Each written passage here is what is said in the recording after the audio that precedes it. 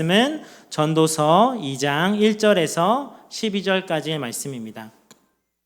전도서 2장 1절에서 11절까지의 말씀, 제가 한 절, 여러분이 한 절 돌아가면서 읽도록 하겠습니다.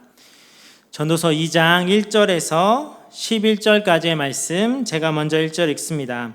나는 내 마음에 이르기를 자 내가 시험 삼아 너를 즐겁게 하리니 너는 낙을 누리라 하였으나 보라 이것도 헛되도다.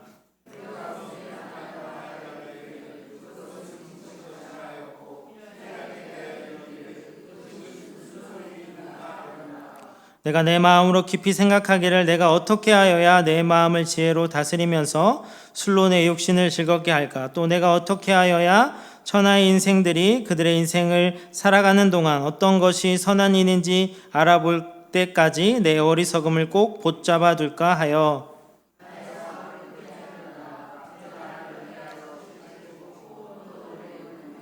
여러 동산과 과원을 만들고 그 가운데 각종 과목을 심었으며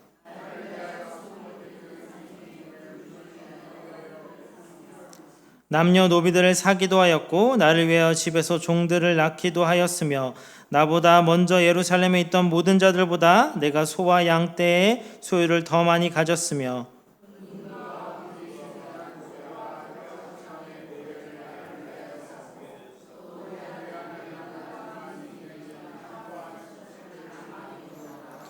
내가 이같이 창성하여 나보다 먼저 예루살렘에 있던 모든 자들보다 더 창성하니 내 지혜도 내게 여전하도다.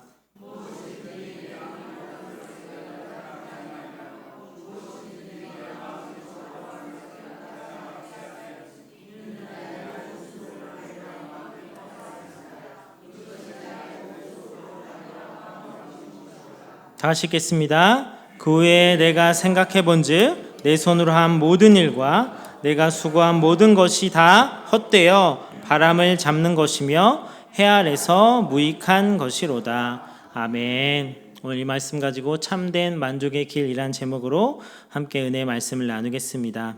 우리는 인생을 살아가면서 문득문득 이러한 생각이 들 때가 있습니다.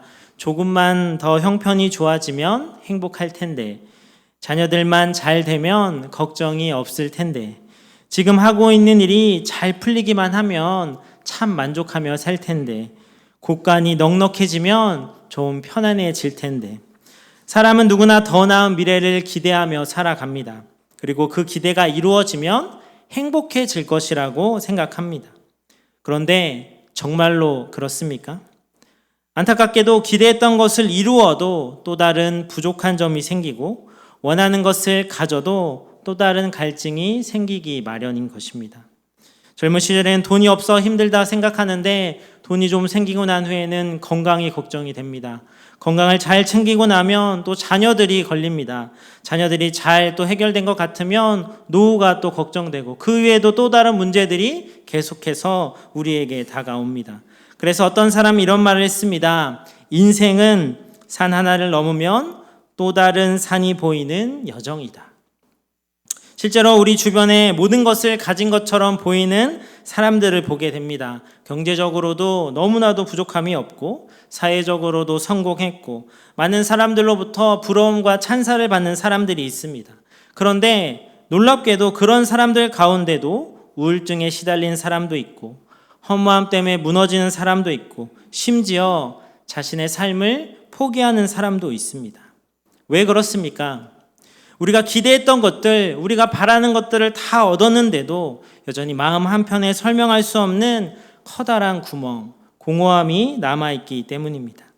사실 이것은 현대인의 문제만은 아니었습니다. 수천 년 전에도 이것과 동일한 고민을 했던 사람이 있습니다. 오늘 바로 전도서의 저자인 솔로몬입니다. 솔로몬이 어떤 사람입니까? 그는 평범한 사람이 아니었습니다. 이스라엘 역사상 가장 부유한 왕이었고 가장 지혜로운 왕이었습니다. 권력도 있고 명예도 있고 부도 있고 오늘날로 말하면 성공의 조건이라 생각하는 모든 조건을 다 갖춘 사람, 그런 사람이 바로 솔로몬이었습니다. 어쩌면 지금 시대가 바라는 행복이라는 주제를 이야기할 때 솔로몬보다 더 자격을 갖춘 사람은 없을 것입니다. 왜냐하면 그는 세상이 줄 수 있는 거의 모든 것을 직접 경험해 본 사람이기 때문입니다. 그는 즐거움을 마음껏 누렸습니다. 재물도 마음껏 모았습니다. 성공과 성취, 이룰 수 있는 것들은 다 이루어 모았습니다. 그런데 그런 그가 인생의 황혼의 끝에 이르러 어떤 결론을 내립니까? 헛되고 헛되며 헛되고 헛되니 모든 것이 헛되도다. 세상에 보기에는 가장 성공한 인생이었지만 정작 본인은 인생의 깊은 허무함을 고백하게 됩니다. 오늘 본문은 솔로몬이 자신의 인생을 돌아보며 왜 그런 결론에 이르렀는지를 이야기하고 있습니다. 그리고 동시에 우리에게 조언을 줍니다. 그렇다면 인생의 허무함을 극복하기 위해 우리가 경계해야 할 것은 무엇일까요? 첫째는 세상의 즐거움으로 인생을 채우려 해서는 안 됩니다. 오늘 1절 말씀입니다. 우리 다 같이 읽겠습니다. 시작.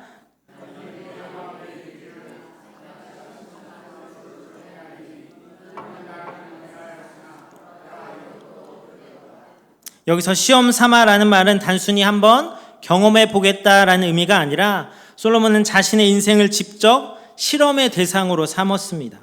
솔로몬은 당시 가장 지혜로운 사람, 가장 큰 권력과 부를 가진 왕이었습니다.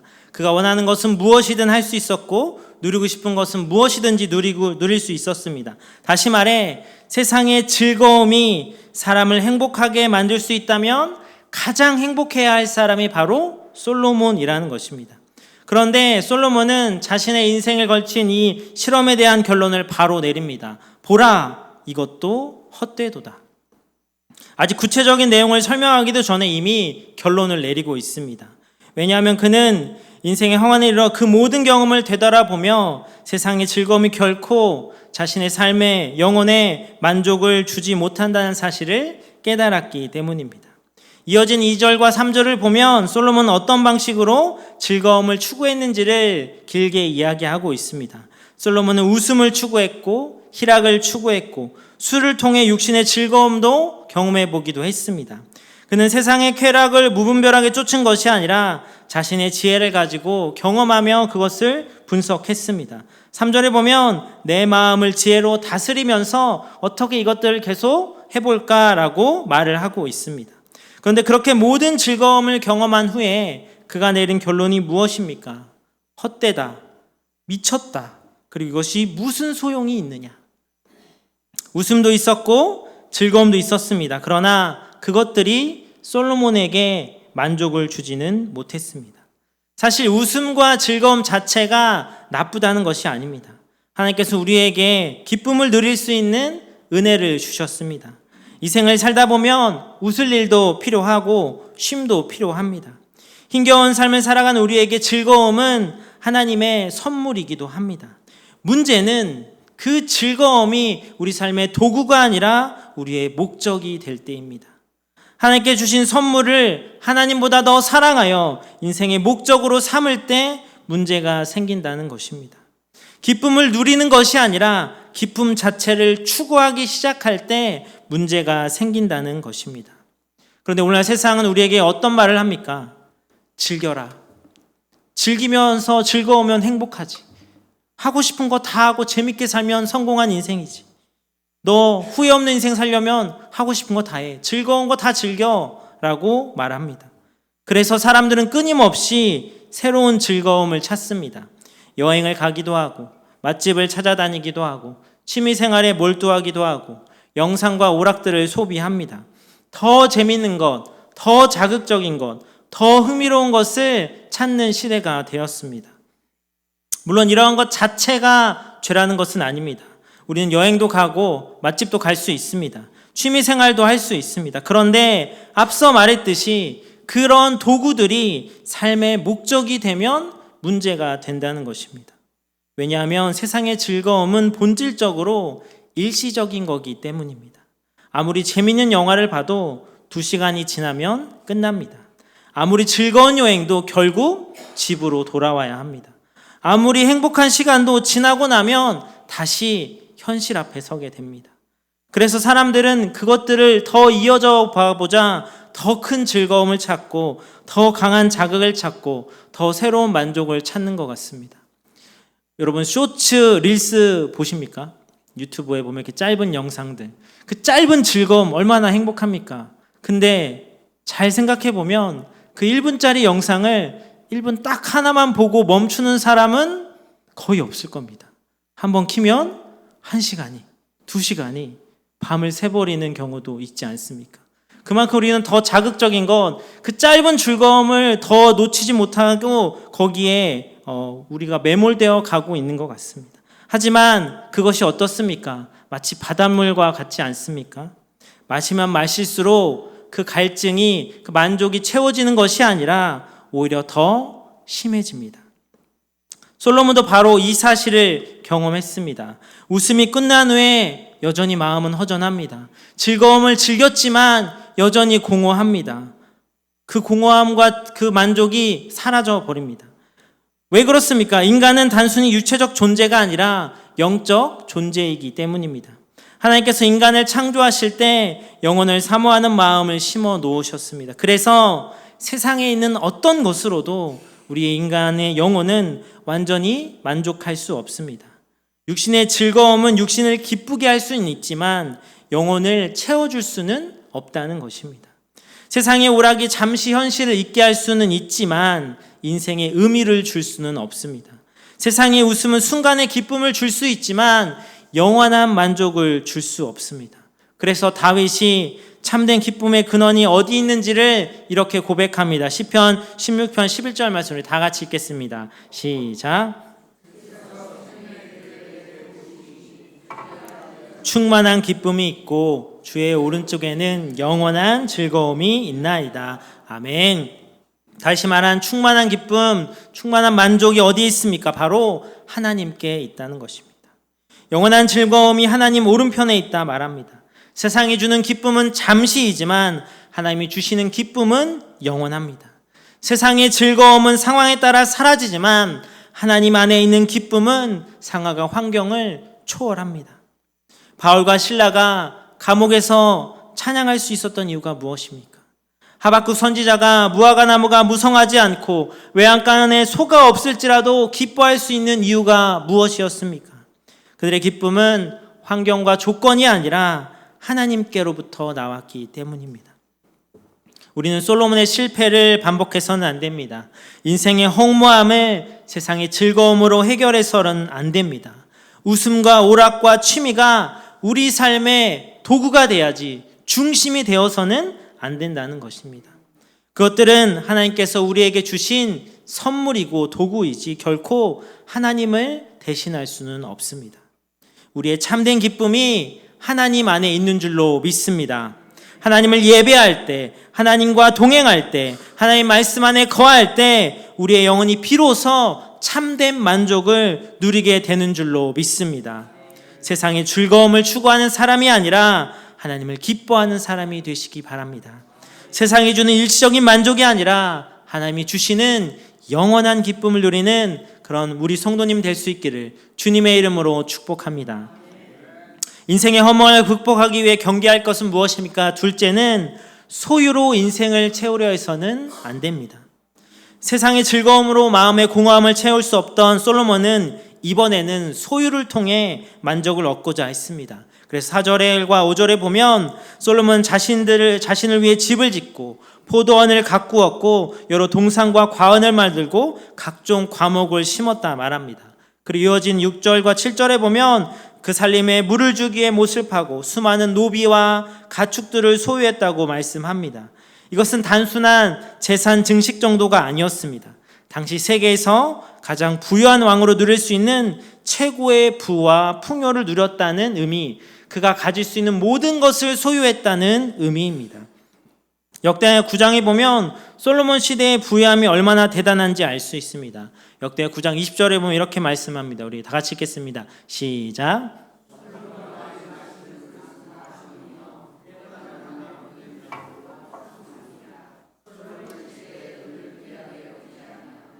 솔로몬 시대는 계속해서 읽겠습니다. 시작. 왕이 예루살렘에서 은돌같이 희귀하게 하고 백향목을 평지에 뽕나무같이 많게 하였더라. 아멘. 부럽지 않으십니까? 솔로몬은 모든 그릇을 금으로 만들었다고 합니다. 은은 귀한 것으로 여기지도 않습니다. 돌의 길가에 치에 있는 돌멩이와도 다르지 않다. 은이 돌처럼 흔했고 가장 최고급의 목재였던 백항목이 그냥 지나가는 가로수 나무처럼 뽕나무처럼 여겼다고 합니다. 얼마나 부유한지, 그가 소유할 수 있는 모든 것을 다 소유했다는 것을 보여줍니다. 오늘 말하면 누구도 따라할 수 없는 경제적인 성공, 소유를 갖고 있는 사람, 그게 바로 솔로몬이었습니다. 부럽지 않으십니까? 우린 다 이런 것을 보면 나도 저 정도 있으면 참 행복할 텐데 이런 생각하지 않겠습니까? 아니 저거에 한 10분의 1, 아니 한 100분의 1만 있어도 행복하지 않을까라는 생각을 합니다. 그래서 우리는 지금도 더 좋은 집, 더 넓은 집, 더 많은 재산, 더 안정적인 노후, 더 높은 수입이 생기면 난 그러면 만족할 수 있어, 행복할 수 있어 라고 생각합니다. 그런데 신기하게도 이 사람의 욕심이라는 게 채워지지가 않습니다. 하나를 가지면 둘을 갖고 싶고, 둘을 가지면 셋을 원하게 됩니다. 그래서 어떤 사람은 돈이 없어서 불행한 것이 아니라 돈이 있어도 만족하지 못해 불행한 사람들이 참 많습니다. 소유가 부족해서 공허한 것이 아니라 소유가 인생의 목적이 되었기 때문에 공허해지는 것입니다. 솔로몬은 바로 그 사실을 자신의 삶으로 증명했던 것입니다.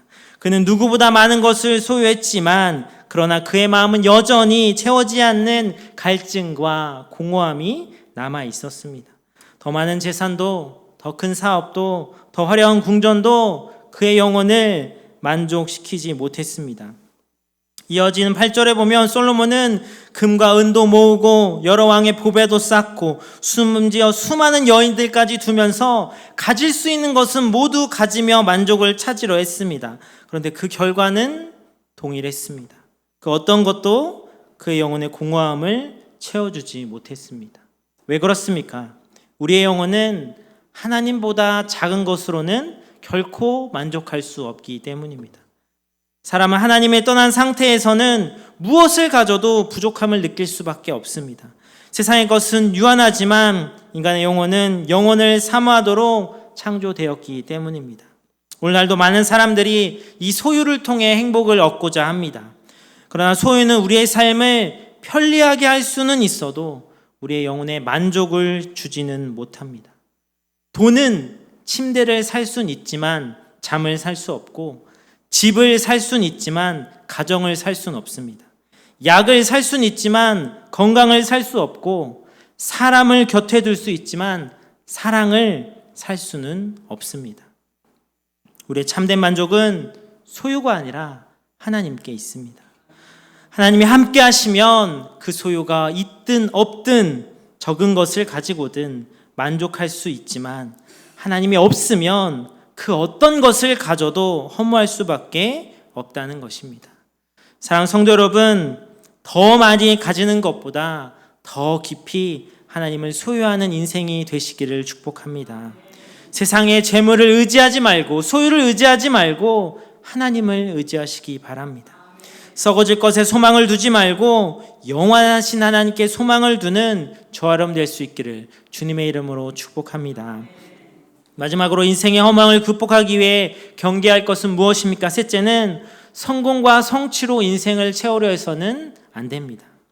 세상의 즐거움도 많은 소유도 솔로몬의 허무함을 해결하지 못했습니다. 그렇다면 자신이 이룰 수 있는 것, 성취할 수 있는 것을 통해 인생의 의미를 찾으면 어떨까?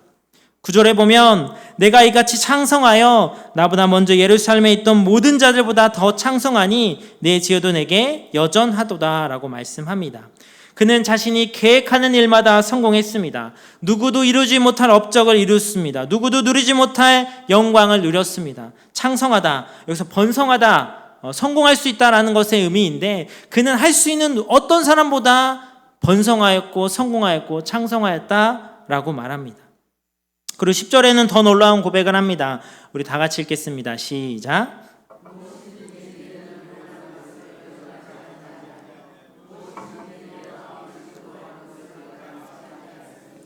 이는 나의 모든 수고를 내 마음이 기뻐하였습니다. 이것이 나의 모든 수고로 말미암아 얻은 몫이로다. 아멘. 이것이 쉽게 현대인 성경에서는 이렇게 이야기합니다. 내가 원하는 것은 무엇이든지 다 소유하였으며 내 마음이 즐거워하는 것은 거절하지 않았고 더구나 내가 모든 일을 자랑스럽게 여겼으니 이것이야말로 내 수고의 대가였다라고 말씀합니다.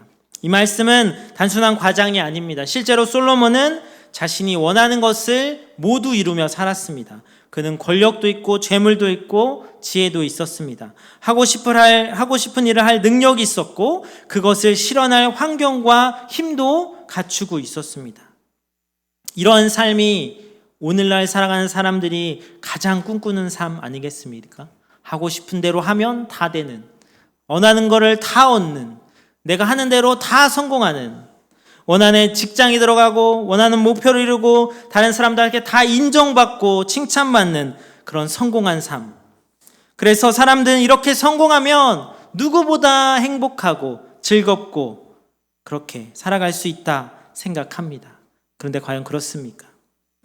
성공 자체가 인생의 목적이 되면 결국 또 문제는 시작됩니다.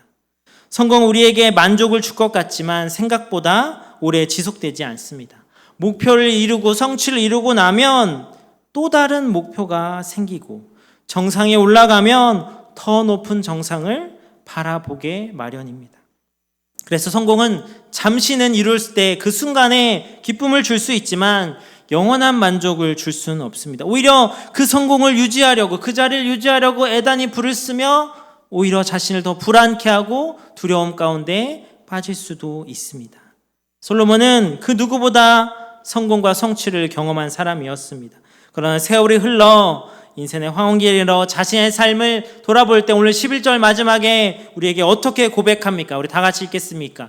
시작.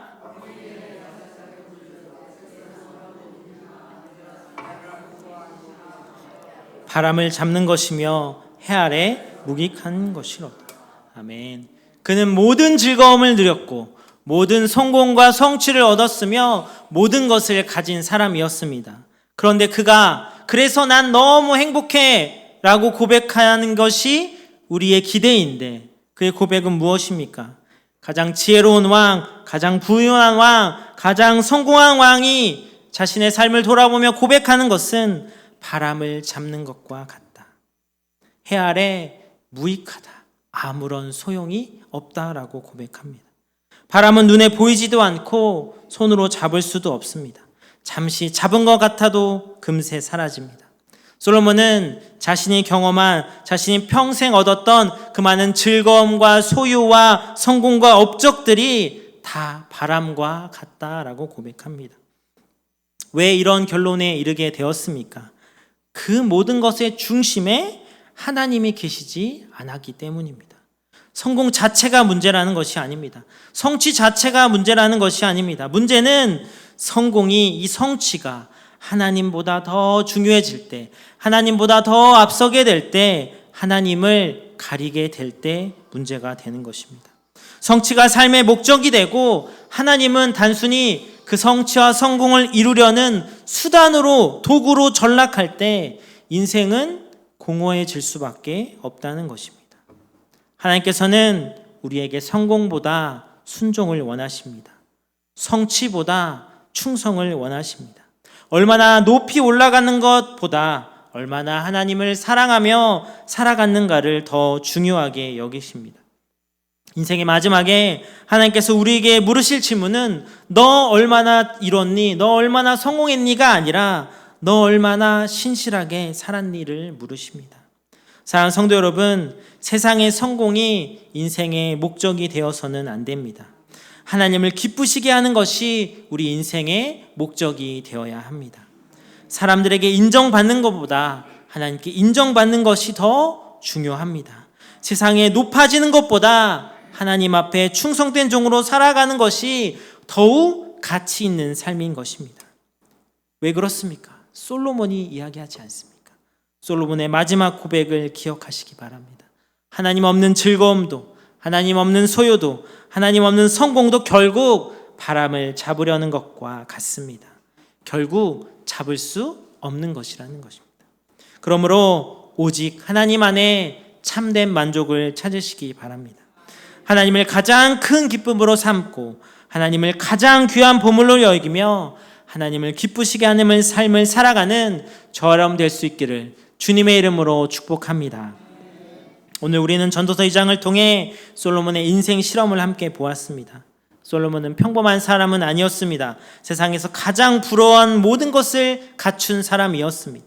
그래서 이 말씀을 듣는 지금 이 순간도 그래도 솔로몬처럼 가지면 행복하지 않을까라는 생각을 할 수도 있습니다.